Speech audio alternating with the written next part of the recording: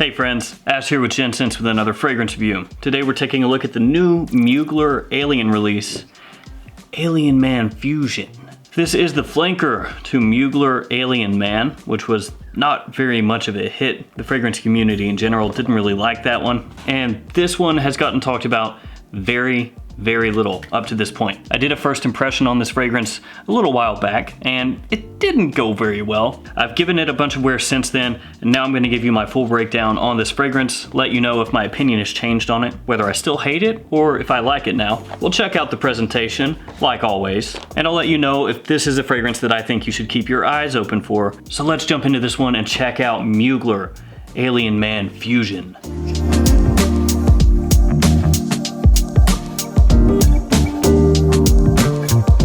Alright guys, let's start this off with that presentation. I caught it backwards. If I had caught it like this, it would have looked slightly cooler. So here we've got the front of the box, Alien Man Fusion by Mugler, size and concentration down here at the bottom. I mentioned this in the first impression, still holds true. I think the box is actually pretty cool. It says Alien all the way around the box. This is the side, the top, and the other side.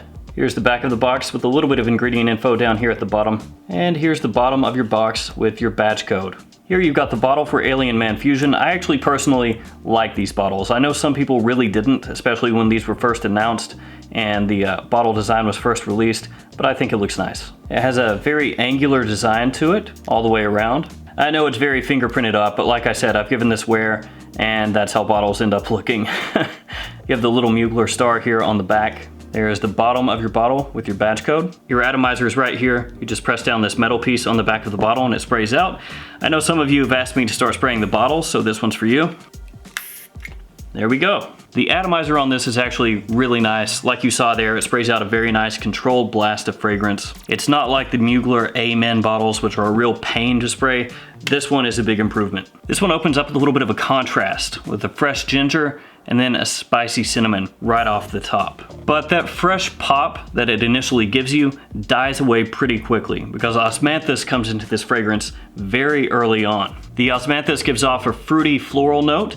Some people say that it smells a little bit like peach or apricot, and that osmanthus note is going to be one of the main notes for most of the life of the fragrance. The osmanthus leaves Alien Man Fusion smelling almost pliable, which probably doesn't make a whole lot of sense when I say that, but what I mean is it comes across pretty dense. The osmanthus note also has a little bit of a leathery aspect to it, which makes sense because leather is also one of the notes in the mid of the fragrance. So that part of the osmanthus note melds really well with the leather. It also has a powdered vibe in the opening, which stands as yet another contrast to the opening ginger and cinnamon. So you've got a lot of different things going on here. It's not a ton of notes, but each one of them is definitely doing its own thing. And I've got to tell you guys, the opening of Alien Man Fusion is definitely something that had to grow on me. As you can tell by the first impression, I didn't like it at first at all. Honestly, I thought it was pretty bad. And it was something that took multiple wearings until I came around to sort of enjoying it. Now, I wouldn't say that I like it a whole lot. Honestly, the opening is the least favorite part of the fragrance to me, or is my least favorite part of the fragrance, coming across like a mush mouth, like I can't speak English. And I imagine for lots of people out there, it's gonna be similar for them as it was for me. That initial opening, that initial blast, it's gonna be a bit of a turnoff for a lot of people. For a lot of people though, that difference in the opening of Alien Man Fusion is going to make it more interesting and more appealing. People that are a little bit tired of what's being pushed as your typical masculine scent right now, you know, your blue fragrances, your very versatile fragrances, they may appreciate something like this a little bit more. I do think though that for your average person, the opening is gonna be a miss more often than it's going to be a hit. I can tell you from my wife's point of view, she hates the opening.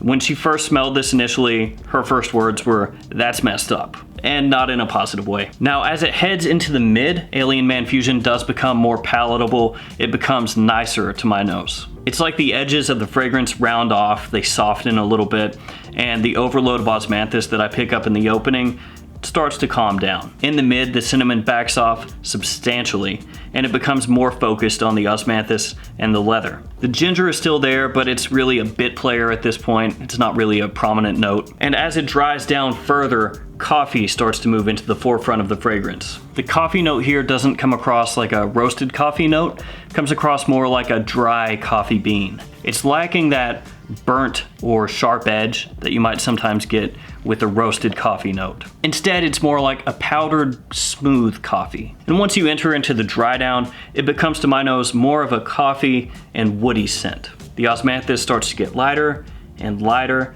and lighter, and the coffee remains prominent. And underneath that sits basically what's a modern wood accord. I know that technically it's a beech note, so it's supposed to smell like beechwood, but beechwood doesn't really have an odor. It's not like cedarwood or sandalwood or any of those more prominent woody notes where it has a very specific smell where you smell it and you go, oh yeah, cedar. If you look up beechwood on Fragrantica, fragrances that use that note, there are only 4 right now, and 2 of those are Alien Man Fusion and the original Alien Man. So when they say beechwood, they're trying to get across, oh, this is how we think beechwood would smell. Kind of in the same way amber doesn't actually have a smell, but perfumers will use different essential oils or aroma chemicals to put across how they feel amber would smell, which is usually warm, sweet, resinous. That's what's going on with the beechwood note in Alien Man Fusion, and to me it comes across a bit like your more typical modern woody accords, modern woody notes that get passed off in designer releases nowadays. Not necessarily something like amberwood, but not too terribly far off. Now that being said, the beechwood note in Alien Man Fusion is pretty light. Once you get to the dry down where you can really pick that up alongside the coffee, this fragrance isn't projecting very heavily at all. So the beechwood in the base here of Alien Man Fusion is never really a prominent note. It's more just a bit player once you hit the dry down. I will say though that the beechwood is the last note on my skin from this fragrance. Once everything else is gone, the osmanthus, the coffee, beechwood is basically all that's left. Performance-wise, Alien Man Fusion was in the 5 to 6 hour range in terms of longevity. It's not one of those fragrances that's very loud, and it's not a fragrance that lasts for an exorbitant amount of time. Projection off my skin, best in the first hour to hour and 15 minutes or so. For me, this is gonna be more of a spring or a fall time fragrance, not something that I wanna wear in the high heat at all, and not something that I feel would work very well in the cold. It's not really gonna cut through the cold. It doesn't have that sweetness that I would usually want in a wintertime fragrance, or that depth or that richness. In the summertime, in the high heat, I think the osmanthus, the leather, and the coffee in this fragrance just really wouldn't work that well. So that's why I say spring and fall. This is one I think you could use day or night. For me personally, it leans a little bit more toward daytime wear. One thing that I thought was interesting with this fragrance is a couple of reviews on Fragrantica for this one.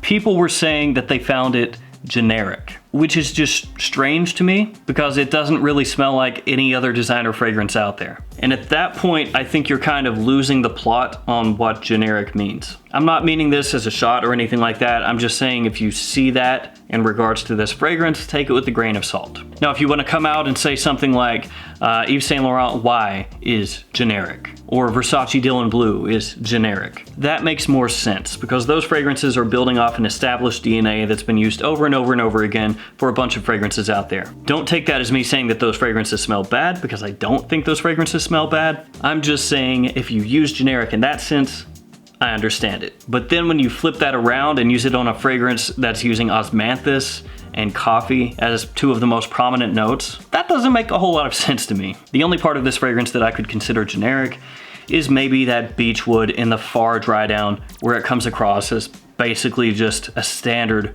modern wood, or what you might see on Fragrantica listed as woody notes. Now, as far as my opinion on this one, it's changed a little bit. I still really don't like the opening that much. It just doesn't smell overly nice to me. It's not something that I enjoy smelling. I've gotten used to it because the wear I've given the fragrance, so I know exactly what to expect when I spray it on my skin. But if that's the way I have to word it, that I've worn it so much that I'm used to it, then that should tell you how much I appreciate the opening or how much I enjoy the opening. Not a whole lot. Once it heads into the mid, it becomes a better fragrance. My wife actually thinks it's okay at that point, and in the dry down, it becomes coffee-centric, which is something that I really enjoy. So I would say my first impression has changed from where I just completely hate it to where now I think that the mid is okay and the dry down is nice, but I still don't like the opening. So has my opinion changed overall? I would say it has. Do I see it making any top 10 lists in the future where I really enjoy this one and I want to wear it all through a certain season? Probably not. Is it something that I'll pick up every once in a while when I want something different to switch up from the typical designer releases out there? Absolutely. That's probably when I'll use this one. Just when I want to switch things up, get something a little different, break some of the monotony of some of the stuff that's out there. That's when I'll reach for this one. That's when I'll wear this one.